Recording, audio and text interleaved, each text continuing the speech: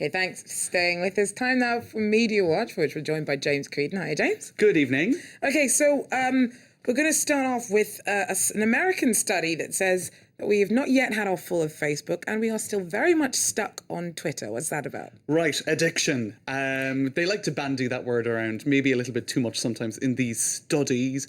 But it's a study by the University of Chicago, their business school, Booth School of Business. They basically have determined that it's one of the toughest to resist addictions, or temptations rather. That is checking your Facebook, checking your Twitter, checking your Pinterest, social media in general. The equivalent of apparently cigarettes and sex. Now, I wonder by sex do they actually mean pornography? In any case, that's unclear. The study was conducted on 18 to 85-year-olds in Germany. So they gave all of the people who participated a BlackBerry, and every 30 minutes they had to check in with the researchers to see if they'd been tempted to check out their social media on their BlackBerry, and apparently it was pretty much all the time. So I suppose they're telling us what we already know, that when we have a smartphone, we tend to check it quite frequently for Facebook, Twitter, etc., because we all want to be loved.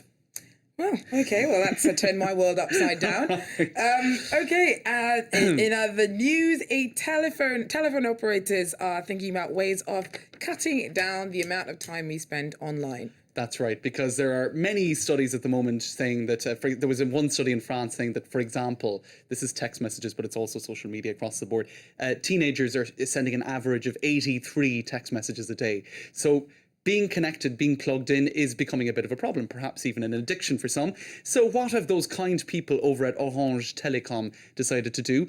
Put an end to unlimited internet. Now, it hasn't happened just yet, but they're planning essentially to introduce different offers based on internet use. So if you spend more time online, you pay more. It'll also provide for cheap deals. So you can, for very little money, you can access search engines and Facebook. Pay a bit more, you can access YouTube. Pay a bit more, you can access Skype. And I think actually Skype is the big concern for companies like Orange, because if you're Skyping, you're not ratcheting up the phone bill, right? So they want to find a way of perhaps dissuading customers from being on Skype all the time by getting them to pay more for the Skype option. But what's most worrying here actually is they're going to use technology called Deep Pocket Inspection, DPI, in order to distinguish our internet use.